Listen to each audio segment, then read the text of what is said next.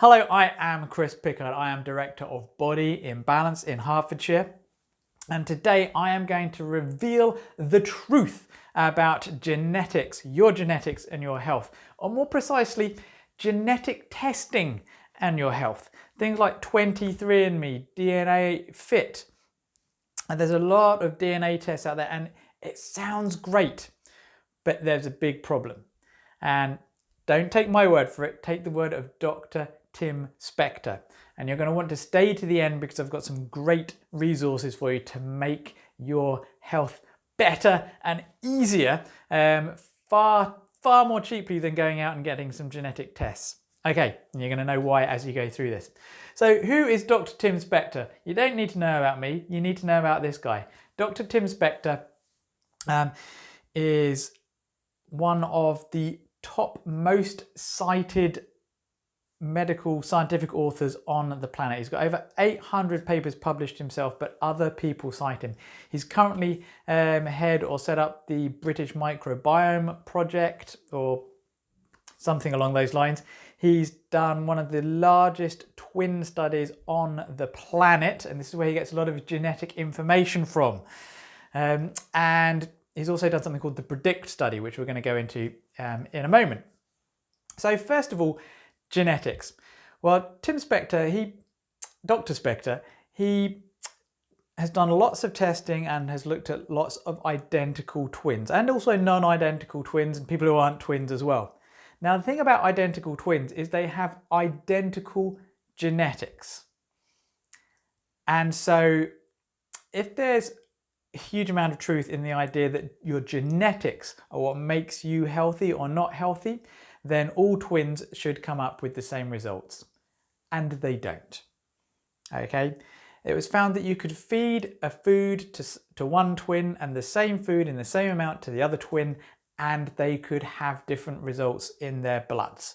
So one might spike to blood sugar, one might spike to blood fats.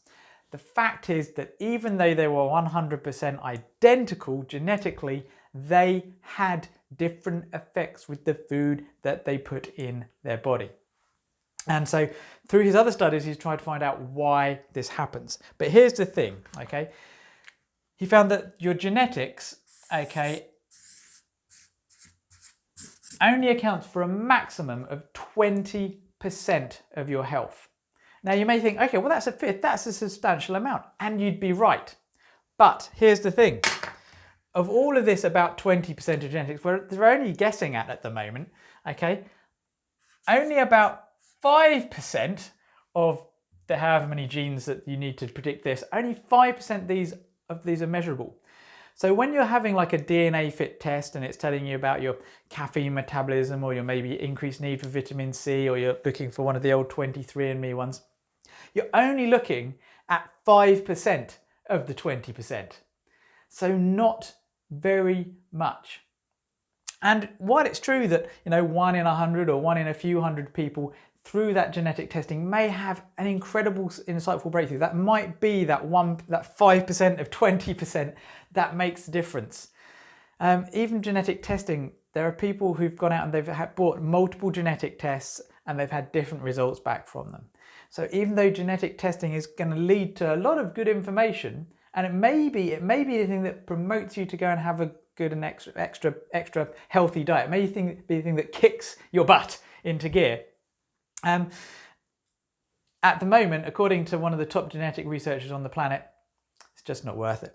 It's just not enough insight.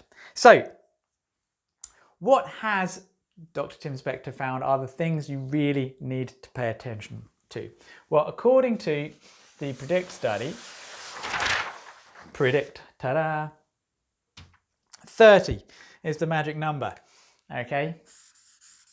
30 different types of plant per week. So you may have heard that you need to eat 5 to 9 portions of fresh fruits and vegetables every day. And according to Harvard, I think it's more likely 9 to 12, or if you're active, 15 to 18 portions of fresh fruits and vegetables a day. But not only should you have an amount every day, it needs to have variety throughout the week. Most people tend to eat, an apple a day, but it's the same type of apple. They may eat a banana, they may eat some broccoli, they may eat some spinach or something, but it's the same 5-6 different plants every single day.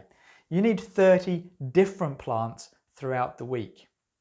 Now, to put this in more perspective, because they found out that basically different types of plant feed different bacteria, and they found out that the microbiome, the bacteria that should be living in you, produces more of an effect on your health than your own genetics overall. So you need to feed all the right bacteria in your gut.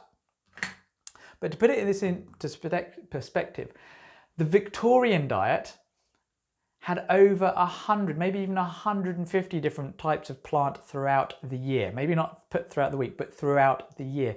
The variation in diet was much better. And if you got to the age of 5 as a Victorian, your health expectancy, not your life expectancy, but your health expectancy was more than it is today. And the life expectancy, if they got to the age of 5, was about the same as today. So it's childhood mortality, whereas their diet, if they got past the age of 5, was actually probably better than ours. So 30 different types of plant, so for instance, apple, banana, pear, that's 3 different fruits. Blueberries, you've got different types of lettuce, different types of apple, but also some plants we only have in small amounts. So for instance, coriander, oregano, turmeric, ginger, the spices, black pepper, they count as different types of plant because we would only naturally be having those in small amounts, and they have effects at small amounts. I'm going to show you a shortcut to really boost this as well, make it easier. So the first thing is more different plants. Now the next thing, again, this should be no surprise to a lot of people, double your fibre. Again, most people, not only are they not eating enough fruits and vegetables, and certainly not enough variety, most people are not eating enough actual fibre. And don't rush out and go and buy some all brand, because even though it's got fibre in it, it's also got lots of carbohydrate-y stuff. You want more fruits and vegetables, but there are also different types of fibre. And again, I'll show you an easy way to increase your fibre, because different fibres actually help feed different bacteria. Then you want, and this has been big for a long time now, different types of fermented food. Yes, there's been probiotics around for a long time and probiotic yogurts. But different types of fermentation, again, create huge amounts of different bacteria that should be transiently inside us. They're not living inside us all the time. So there are drinks like kombucha, there's Korean food like kimchi, but there's also kefir as well, which is even better than a probiotic yogurt. Again, it's a type of fermented dairy product. And I'm going to tell you what I do with kefir in a minute that makes it absolutely delicious and even better. So kefir, but there's other fermented foods as well. And then there's polyphenols. Let's do red again. And polyphenols, lots and lots of polyphenol-rich foods, lots of coloured things. So lots of berries are full of polyphenols, but so is tea and coffee as well.